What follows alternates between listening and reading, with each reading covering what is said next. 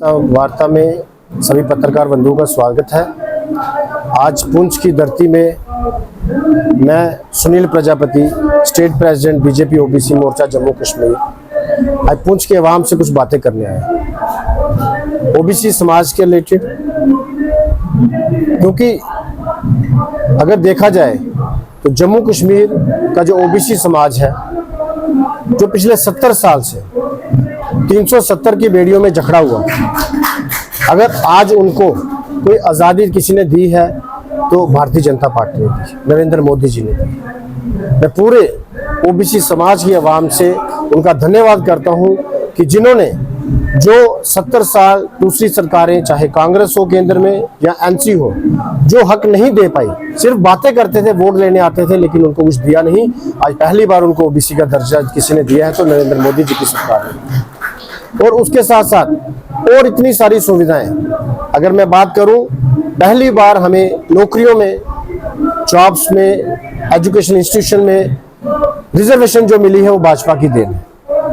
पहली बार हमें 8% आरक्षण मिला। इतने सालों तक दूसरी सरकारों ने हमें केवल 2% में रखा और ओएससी बना के रखा, अदर सोशल कास्ट। अगर कहा जाए तो दूसरे समाज के लोग, क्या ओबीसी समाज जम्मू कश्मीर का जो है वो दूसरे समाज के लोग हैं? मैं सवाल पूछना चाहता हूं उन परिवारों से जिन्होंने यहां पर इतने साल राज किया, कि जो जम्मू कश्मीर का, अगर पुंछ की आवाम की बात करूं, जो पुंछ का समाज है, लगभग अगर पुंछ की जो कॉन्स्टिट्यूंसी है 1,27,000 वोट है, उसमें ओबीसी की जो पॉपुलेशन है 40 से 45,000 है। एक मेजर वोट शेयर है जो ओबीसी समाज का, जो पूरी कॉन्स्टिट्यूंसी का तख्ता जो है बदल सकता है। और मैं पुंछ की आवाम से ये दरख्वास्त करने आया हूं कि अगर जितने आपके ओबीसी समाज के यहाँ पे लोग हैं, अगर मैं मोटी मोटी कास्टों की बात करूं, तरखान, लोहार, कुम्हार, मोची समाज है जो, और उसके बाद यहाँ पर जीवर समाज है, तेली समाज है, ये बड़ी कास्टें हैं जिनको 70 साल के बाद मोदी सरकार ने यहाँ पर दर्जा दिया है। और उन्होंने आज जो 2 दिन के बाद यहाँ पर चुनाव के लिए जाना है, उन्होंने अपने बच्चों के भविष्य के लिए सोचना है कि हमारे बच्चों के भविष्य के लिए कौन सी सरकारों ने सोचा है।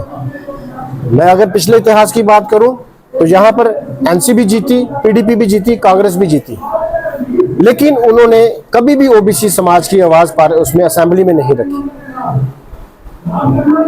और अब आपकी बारी है। मैं ओबीसी समाज जो पुंछ की आवाम है उनसे बात करूंगा, अब आपकी बारी है। आपने अपने चुनाव का, जो मत का चुनाव है, उसको सही तरीके से करना है और ये देखना है कि आपके बच्चों का भविष्य वो किसके साथ है। क्योंकि कांग्रेस ने हमेशा ओबीसी का विरोध किया। अगर पंडित जवाहरलाल नेहरू की बात करूं, जब 1956 में उन्होंने काका कलेरकर साहब की जो कमीशन थी, ओबीसी कमीशन, उसकी रिपोर्ट को खारिज किया और उसके बाद उन्होंने सभी रियासतों के चीफ मिनिस्टरों को चिट्ठी लिखी कि मैं इलेक्शन के खिलाफ हूं, ये इलेक्शन बंद करना चाहिए। फिर मंडल कमीशन की रिपोर्ट आई, उसको भी ठंडे बस्ते में रखा। उसके बाद जो अपोजिशन के लीडर थे 1990 में, जो पूर्व प्रधानमंत्री राजीव गांधी जी, उन्होंने 2.5 घंटे तक पार्लियामेंट में ओबीसी का विरोध किया। आज तीसरी पीढ़ी है, राहुल गांधी जी की बात करूं, जो विदेश में जाकर हमेशा भारत की उसमें बुराई करते हैं। पिछले कुछ दिन पहले वहां पर गए थे और उन्होंने वहां पे बात रखी कि हमारी सरकार आएगी, हम आरक्षण को खत्म करेंगे। मैं पूछना चाहता हूं आपके माध्यम से, एनसी और कांग्रेस की क्या मानसिकता है? एनसी अपना मैनिफेस्टो जारी करती है, उसमें बोलती है कि हमारी सरकार आएगी, हम आरक्षण को रिव्यू करेंगे। ये जो रिजर्वेशन मिली है, चाहे वो पहाड़ी स्टेटस है, एसटी स्टेटस गुजरों का है, हम इसको रिव्यू करेंगे, इसको हम देखेंगे कि अपने हिसाब से करेंगे। वो उनकी मानसिकता क्या है, वो करना क्या चाहते हैं? वो कहते हैं हम 370 वापस लाएंगे। मैं आवाम से पूछना चाहता हूं, जितनी इतने साल 370 में की बेड़ियों में आप जकड़े रहे हो, आज आपके बच्चों को अगर किसी ने हक दिया है वो बीजेपी ने दिया है।